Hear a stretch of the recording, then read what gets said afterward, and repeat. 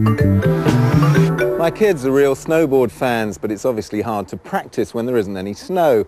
There are dry ski slopes, of course, but it hurts when you fall. In fact, there's a 90% chance of injury. Well, one man's been working on improving those odds quite dramatically.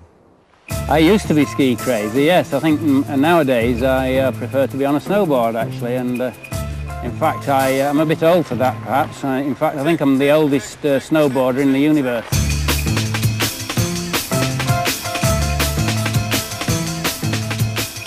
Meet design engineer Brian Thomas from Huddersfield, who combined business with pleasure when he designed a revolutionary new surface which is changing the face of winter sports in the UK. The one thing we're short of in Britain is snow. So the only place people, skiers and snowboarders, can practice is on slopes like this. There are many dry slopes in England which a lot of people are familiar with, and if the skiers actually don't go to them, there are two reasons they give. One is that it's boring, and the other is you're going to hurt yourself. And yet skiing is a fantastic sport, and we decided that we really ought to try and solve the problem.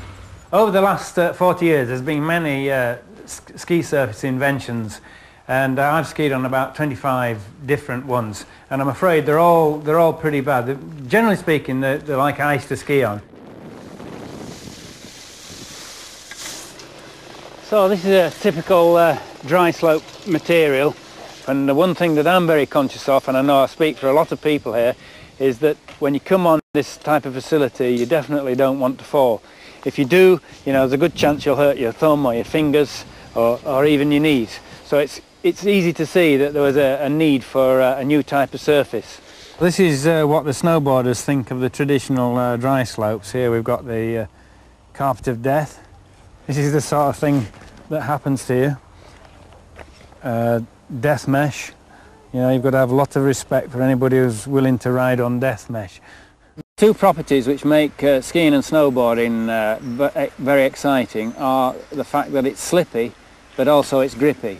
Now if you covered a mountain in ice, for example, well, it would be slippy, but you wouldn't be able to grip on it. You would lose control immediately, and that is not a sensation that people like. But with snow, you can actually grip on it, and that means you can change direction and you can control the speed of your descent. And that was the challenge, that was the real challenge, to make it slippy and grippy. It really was an uphill struggle for a downhill sport. And we used to have the latest great theory. You know, this was a kind of daily basis. You know, you'd think of something, you'd think, oh, this is marvellous, why didn't we think of it before? You know, this will solve the problem, no problem whatsoever. And then 2 days later, it's absolutely in shatters. It's the worst idea you've ever seen. And then you come up with another latest great theory, and so on.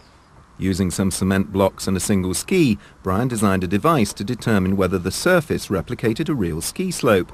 After 3 years of testing, Brian came up with the final design, Snowflex. This is the prototype piece of Snowflex that we ended up with, and it wasn't until we'd put this down that I was actually able to ski in a manner that I could tell whether it was any good or not. And you know, it probably took me 3 times skiing down this before I realised, yes, we've got it.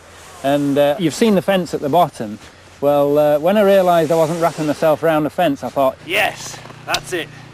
So this is the surface we came up with, which we now call Snowflex. And it has a very hard-wearing, slippy surface, which is good to grip on. It doesn't have any voids, there's no metal in it, and it's got a sponge layer underneath so that when you fall on it, you don't bruise yourself. Snowflex has been installed at 12 ski sites around the UK, including the Sheffield Ski Centre. It goes faster, and when you fall, it doesn't hurt as much. There's no gaps to get your fingers stuck or anything, so people are trying bigger tricks on the snowboard. Even if you fall, it doesn't hurt, more like snow. I think British people, if they're training on this, they've got much better chance like at the Olympics, because they've got better training facilities now.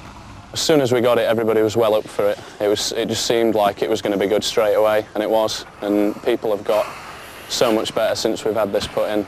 It's been overwhelming how much everybody's improved. All the young riders that are coming on, they're just getting so much better on it. The snowboarders in particular are really generous towards us, and you know, they think it's absolutely fantastic. In fact, one of the Dry Slope magazines said, you know, this is the future of UK snowboarding, which I thought was a very generous and nice thing to say, and it makes it all worthwhile. Let's hope every dry slope adopts his idea.